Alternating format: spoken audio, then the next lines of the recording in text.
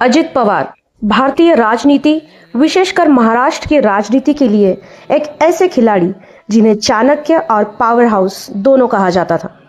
उनके इर्द गिर्द घूमने वाली राजनीति हमेशा सस्पेंस से भरी होती थी।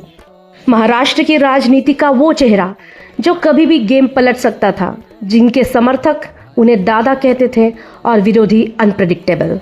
सुबह की शपथ हो या अचानक बगावत, महाराष्ट्र की सियासत इनके बिना अधूरी थी। अजित पवार राष्ट्रवादी कांग्रेस पार्टी के वो स्तंभ थे जिन्होंने जमीनी स्तर पर संगठन को मजबूत किया। शरद पवार के भतीजे होने के नाते राजनीति विरासत में मिली, लेकिन अपनी पहचान उन्होंने अपने कड़े प्रशासन और दो टूक बोलने के अंदाज से बनाई। पुणे और पिंपरी चिंचवड़ के विकास में उनका योगदान आज भी मिसाल दिया जाता है। अजित पवार के करियर में दो मोड़ सबसे चर्चित रहे।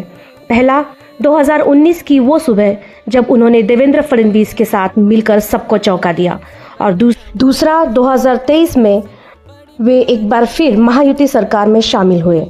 उनके इन फैसलों ने न केवल एनसीपी को दो हिस्सों में बांटा, बल्कि यह भी साबित किया कि अजित पवार सत्ता के समीकरण बिठाने में माहिर हैं। अजित पवार अपनी अनुशासन प्रिय छवि के लिए जाने जाते थे। सुबह 7 बजे मंत्रालय पहुंचना हो या अधिकारियों को कड़े निर्देश देना, वे अपनी कार्यशैली के लिए मशहूर थे। अक्सर विवादों में रहने के बावजूद उनकी प्रशासनिक पकड़ का लोहा उनके विरोधी भी मानते हैं। अजित पवार एक ऐसे राजनेता जिन्हें आप पसंद कर सकते हैं या नापसंद, लेकिन नजरअंदाज नहीं कर सकते। वर्तमान स्थिति में अजित पवार एक नई चुनौती का सामना कर रहे थे। अपनी पार्टी के अस्तित्व को बचाने और जनता के बीच अपनी साख को साबित करने के लिए वे प्रयत्नशील थे।